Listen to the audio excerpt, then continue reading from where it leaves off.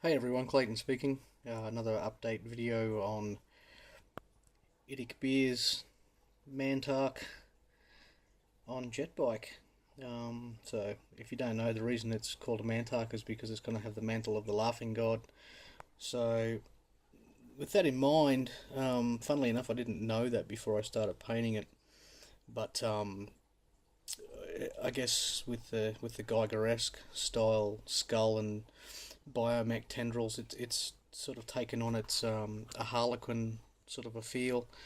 So getting that sort of additional information, while taking it into account, um, it will be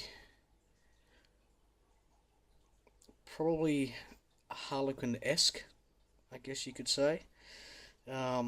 Very much keeping in tone with Nick's paint scheme. So the purples, gold, yellow and white. You'll notice there's not a lot of white on here at the minute, but that'll all become clearer as the miniature gets more paint on it. So basically I have painted two different styles of purple.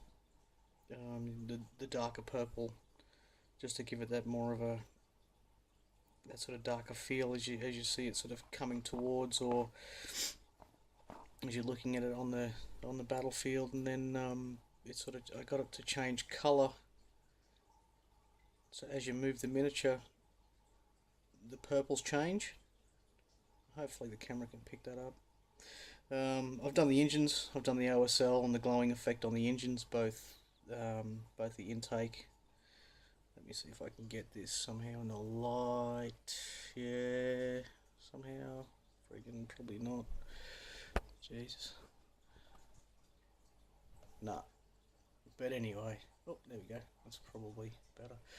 You can see the sort of the engine work in there. A couple of gemstones on the bottom.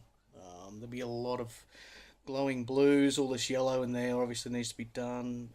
Up in under that canopy as well is a pain in the ass because it's all white. So I've got to somehow get a brush up in there, and you can't actually see it because it's creating a shadow, but all up in there I'm going to do some more OSL work with the blues and whatnot, and punched out some green gemstones on it. They've come out really nice.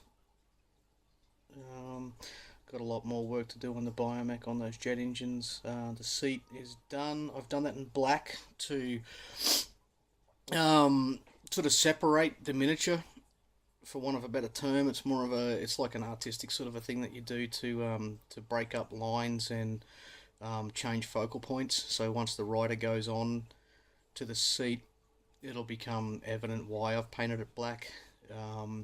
If it was all sort of the really light purpley colours or even a yellow, a lot of the detail that I'm going to do on the Autarch will be washed out, and you really won't, like, the eye won't be attracted to it. So fundamentally, if you give something a darker background, and you make it lighter in the foreground, it'll draw the eye forward to the focal point. So there you go. There's a bit of art crap for you.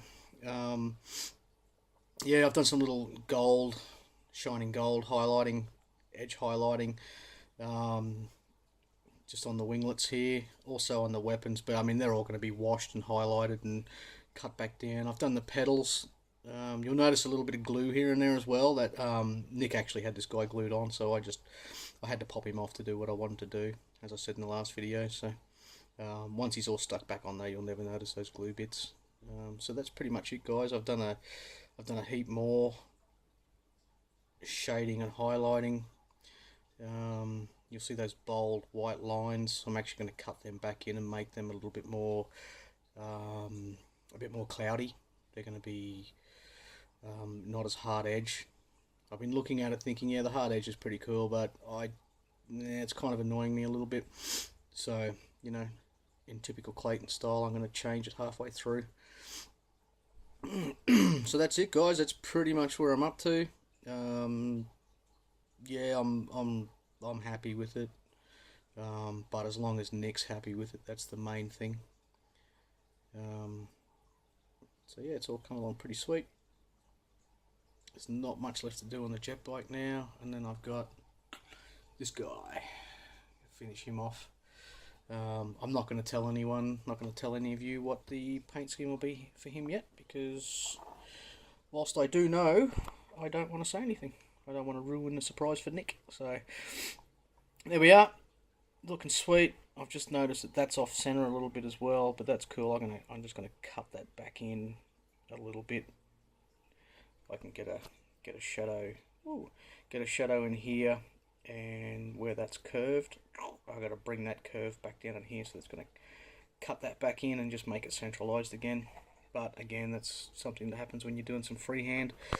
Artist perspective sometimes gets a little bit lost, and sometimes it's good just to, halfway through when you're doing your shit, is to just sit back, have a look, and make sure that everything is centered and in perspective. So I kind of missed that a little bit, but meh, I'll fix it. Alrighty, so there we are. So please comment, like, subscribe, do all the regular YouTubey things. And thanks for watching, guys. Cheers. Later.